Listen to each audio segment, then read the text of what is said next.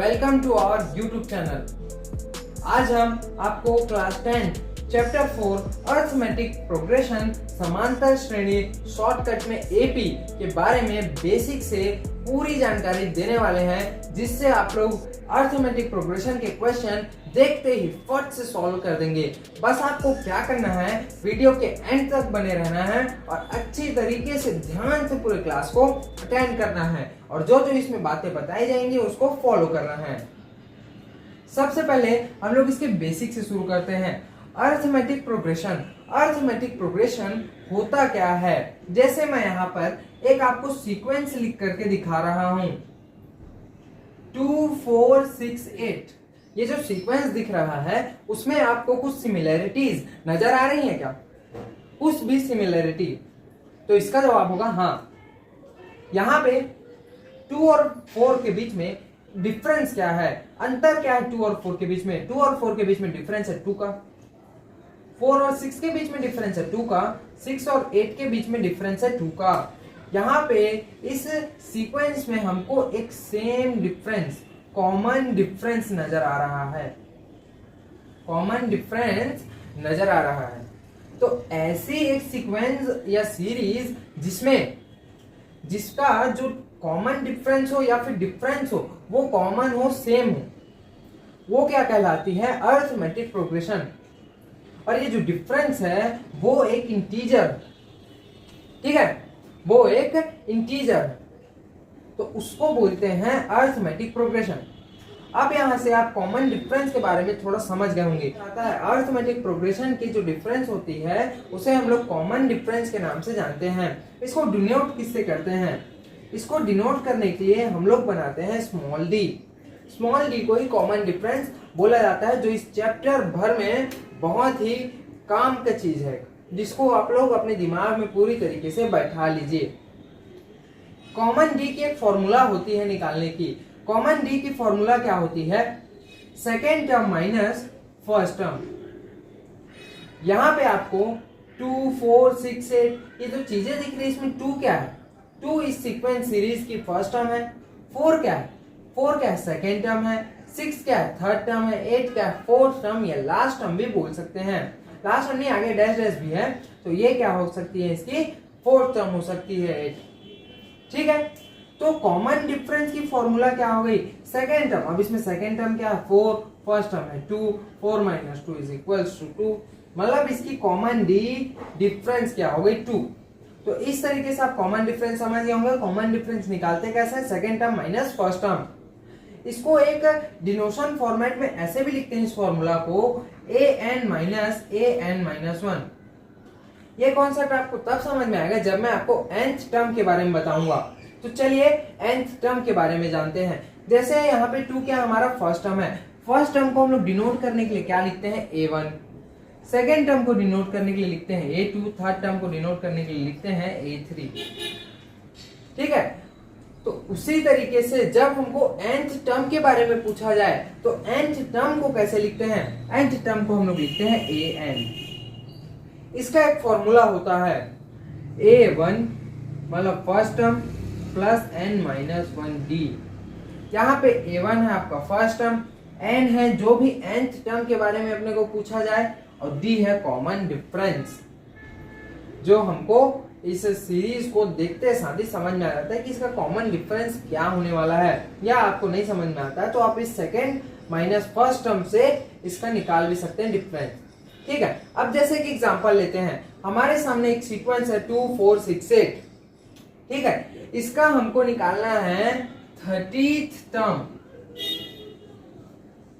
तो वैसा तो नहीं है कि हम लोग इसमें 2 का एडिशन करते जाएं और आखिरी में 30th टर्म निकाल लें, उसमें बहुत टाइम लगेगा। तो उसी के लिए फॉर्मूला बना है।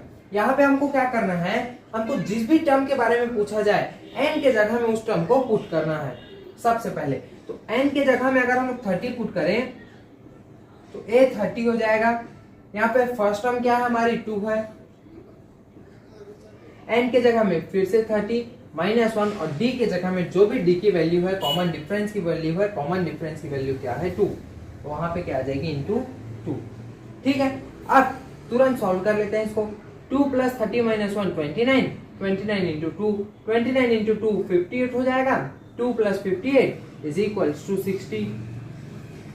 60 हो गई इस सीक्वेंस की, इस सीरीज की 30 टर्म। तो इस तरीके से हम किसी भी सीक्वेंस, किसी भी सीरीज की nth टर्म मतलब कोई सी भी टर्म, अगर हमको फर्स्ट टर्म और डी की वैल्यू पता है, फर्स्ट टर्म और डी कॉमन डिफरेंस की वैल्यू पता है, तो हम किसी भी सीरीज की कोई सी भी टर्म, कितनी भी टर्म पता कर सकते हैं कि आगे आने वाली टर्म कितनी होगी। ऐसे ही क्वेश्चन आपको आगे इस चैप्टर में भरे पड़े मिलेंगे, तो ऐसे ही आपको इन सभी क्वेश्चन को लगाने हैं। तो चलो एक दो क्वेश्चन लगा के हम भी इस फॉर्मूला की, इस चीजों की प्रैक्टिस कर लेते हैं। तो चलो प्रैक्टिस करना शुरू करते हैं। यहाँ हम एक्सरसाइज 1 से स्टार्ट करते हैं। एक गिवन क्वेश्चन हमारे सामने है, इसमें बोला है इस गिवन एपी में, इस गिवन एपी में अपने को 29 टर्म फाइंड करके निकालना है, जल्दी से बताना है। तो सबसे पहले हम इस एपी को देखेंगे और उसके बाद लिखेंगे given AP.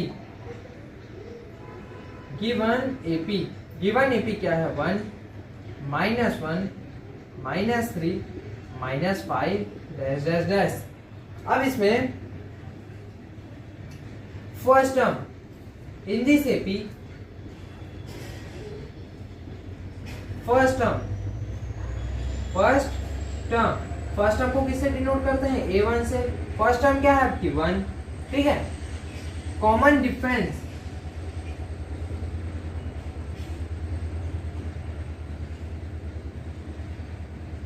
Common difference small D, small D क्या होता है? Second term minus first term, तो -1 ये आपकी सेकेंड टर्म हो गई, माइनस फर्स्ट टर्म ये आपकी क्या हो गई?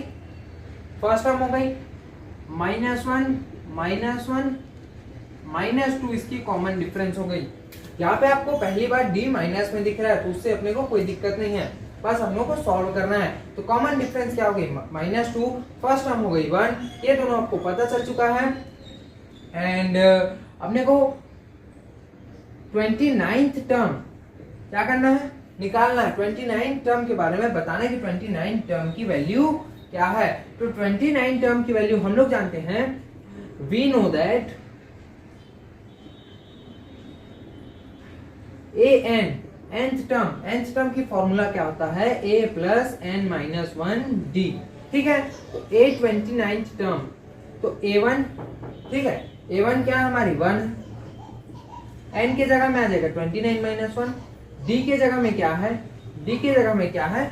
d के जगह में -2। अब इसको जल्दी से सॉल्व करके हम लोग आंसर निकालते हैं। तो 1 प्लस 29 माइनस 1 करेंगे तो 28, 28 इंटू 2, 28 इंटू 2, 28 इंटू 2 करेंगे तो प्लस माइनस माइनस, और 28 इंटू 2 करेंगे तो हमको मिल जाएगा 56। अब -56 प्लस 1, -56 प्लस 1 करेंगे तो हमारे पास आ जाएगा -55, क्योंकि प्लस माइनस माइनस होता है और बड़े जो नंबर का जो चिन्ह होता है वो लगता है। तो -55 is our answer, A29 is equal to -55। तो इसी तरीके से हमको क्वेश्चन पेपर सॉल्व करने हैं, इन क्वेश्चनों को सॉल्व करना है। ऐसे ही आगे भी और क्वेश्चन है। चलो एक क्वेश्चन और देखते हैं।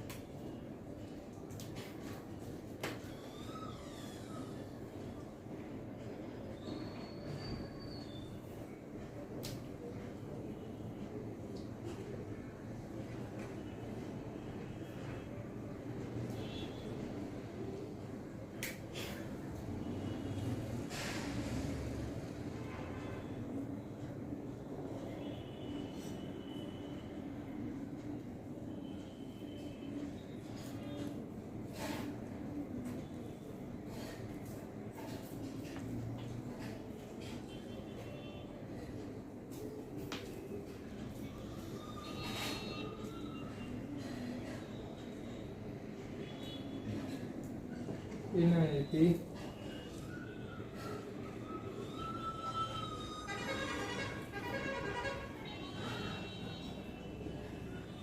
A1 is square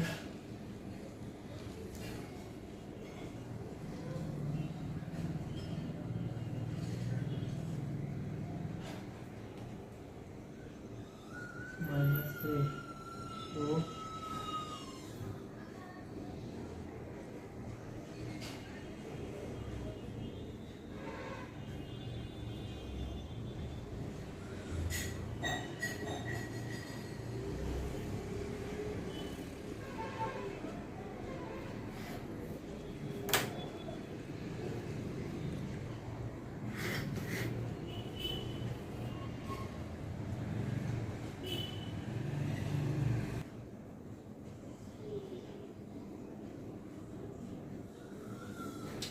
ये आ गई हमारे पास सेकंड क्वेश्चन।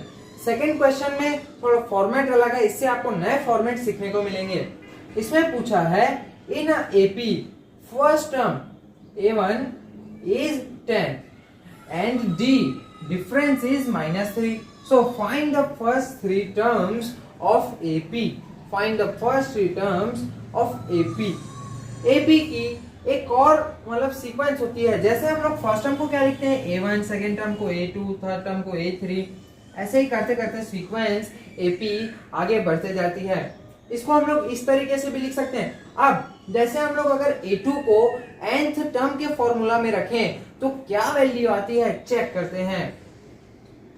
A1 तो हमारा A हो गया, सिंपल A हो गया, ठीक है, फर्स्ट टर्म को ही A से डिनोट करते हैं।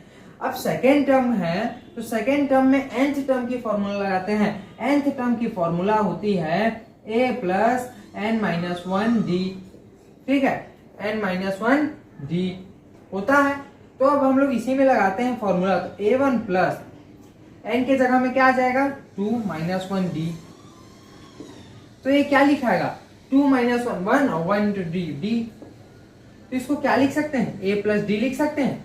a2 को किस तरीके से हम लोग लिख सकते हैं, A2 को हम लोग लिख सकते हैं A प्लस डी। उसी तरीके से आप सॉल्व करके देख लीजिएगा, A3 को हम लोग लिख सकते हैं A प्लस 2D के रूप में, A4 को लिख सकते हैं हम लोग A प्लस 3D के रूप में।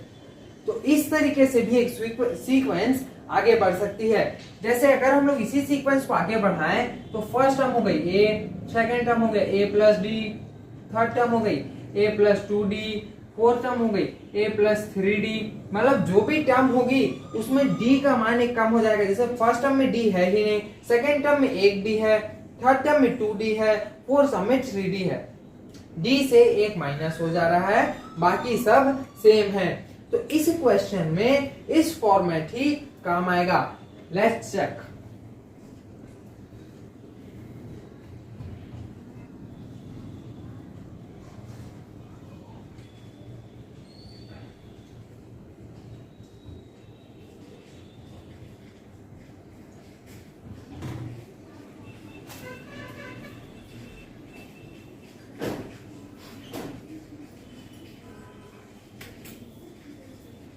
Let's start solving question. हम लोग को दिया है गिवन ए क्या दिया है, ए हमको दिया 10, डी क्या दिया -3, ठीक है। हमको इस जो एपी है जिसमें ए 10 है, डी है -3, उसके फर्स्ट थ्री टर्म्स के बारे में बताना है। तो इसकी फर्स्ट टर्म क्या हो गई, इसकी फर्स्ट टर्म हो गई,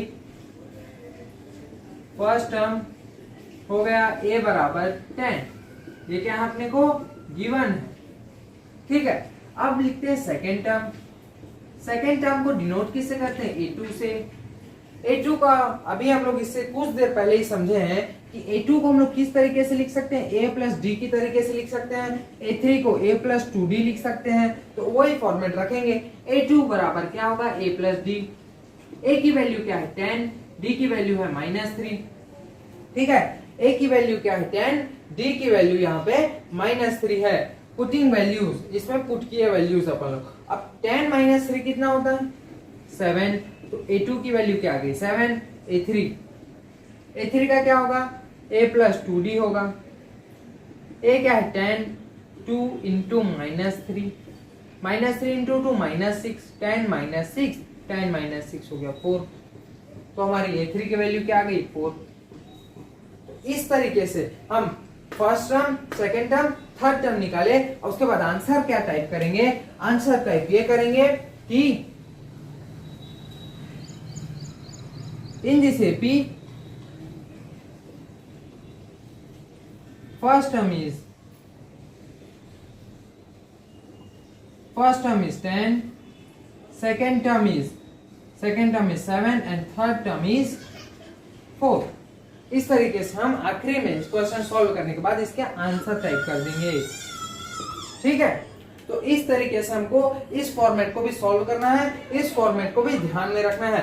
हाँ, इस फॉर्मेट के क्वेश्चन थोड़े मतलब आपको घुमावदार लग सकते हैं, लेकिन अगर आप इसको एक बार और समझेंगे तो हो जाएगा। जैसे इसमें क्या था, हम लोग समझे हैं कि सेकेंड टर्म nth टर्म के फॉर्मूला में रख करके देखे तो सेकेंड टर्म हो गया a प्लस डी, मतलब यहाँ पे d का एक वैल्यू कम हो जा रही है। सेकेंड टर्म है तो a प्लस 1d ही लिखा रहा है, थर्ड टर्म है तो a प्लस 2d ही लिखा रहा है, फोर्थ टर्म है तो a प्लस 3d ही लिखा रहा है। तो उसी वैल्यू को बस हमको रखना है। फर्स्ट टर्म हमको गिवन है, d हमको गिवन है। a2 क्या होता है a प्लस डी, तुरंत सॉल्व किए 7 आ गया। a3 क्या होता है a प्लस 2d, तुरंत सॉल्व किए आंसर आ गया a3 बराबर 4। ठीक है, तो इस तरीके से अपने को ऐसे क्वेश्चन को भी रिमांड में लेना है।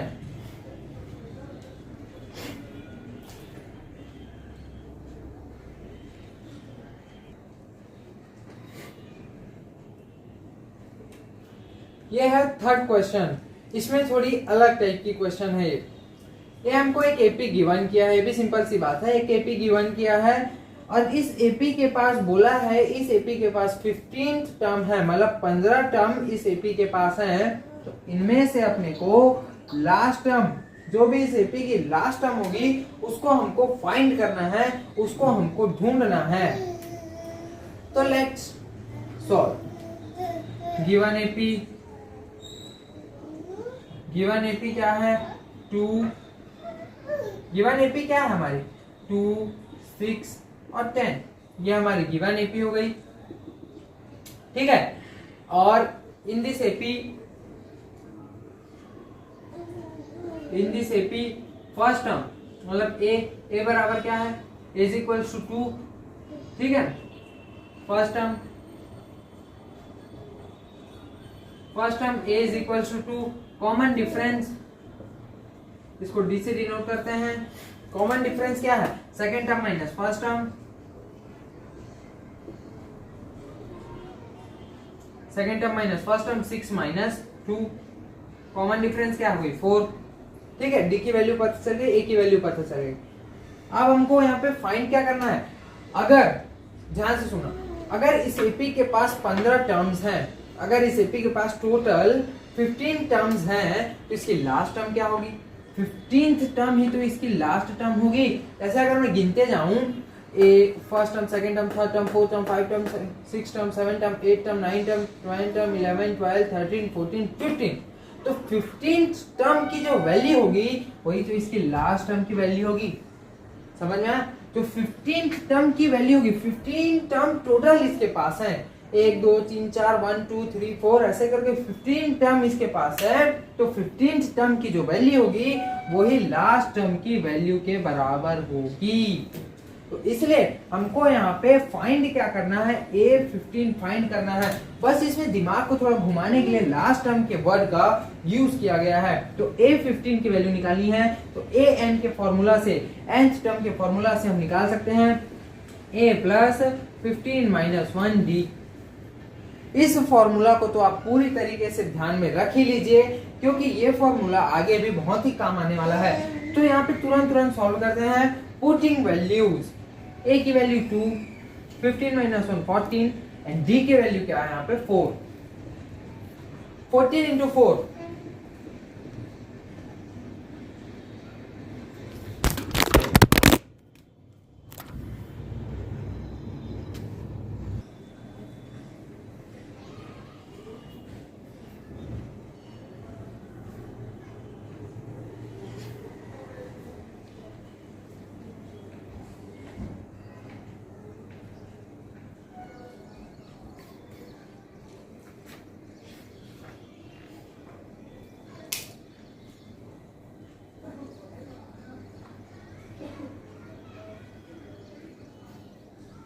तो यहाँ पे 15 टर्म 2 प्लस 14 इंटू 4, 14 इंटू 4 हो गया 56 एंड 2 प्लस 56 हो गया 58। तो ये होगी इसकी A15 टर्म, ये होगी इसकी 15th टर्म। तो इस तरीके से हमको निकालना है, यही 15 टर्म ही इसकी लास्ट टर्म भी होगी और यही 15 टर्म जो है आखिरी टर्म होगा, इसलिए ये लास्ट टर्म ही A15 टर्म होगी। तो इसकी लास्ट टर्म को हम लोग क्या चीज से डिनोट कर सकते हैं? L से। A15 is equals to L। तो A15 की जो वैल्यू है वही L की मतलब लास्ट टर्म की भी वैल्यू है। तो लास्ट टर्म यहाँ पे हो गया 8। तो इसी तरीके से बहुत से ऐसे क्वेश्चन है इस चैप्टर में जो आपके दिमाग को बढ़िया से दौड़ाएंगे। तो आगे भी आप लोग क्या कीजिए, तब तक इस लेक्चर को अगर नहीं समझ में आएगा, कोई डाउट रहेगा तो एक बार और देख लीजिएगा और जो भी आगे आपके प्रैक्टिस क्वेश्चंस होंगे उनको सॉल्व कीजिए। हम फिर जल्दी ही मिलेंगे। ये क्या था, इंट्रोडक्शन वीडियो था, इसलिए इसमें थोड़ा ज्यादा क्वेश्चन हम कवर नहीं कर पाए हैं, लेकिन आगे हम लोग और बहुत से सीधा क्वेश्चन सीरीज लाएंगे इस चैप्टर की और 2-4 लेक्चर में इस पूरी चैप्टर को खत्म करके रहेंगे। तो तब तक के लिए इस चैनल को सब्सक्राइब कर दीजिए, अपने दोस्तों को भी ये चैनल शेयर कर दीजिए ताकि आगे भी वे लोग इस चैनल से पढ़ सकें। इसकी नोटिफिकेशन बेल ऑन कर दीजिए और वीडियो पसंद आए तो लाइक कीजिए। धन्यवाद।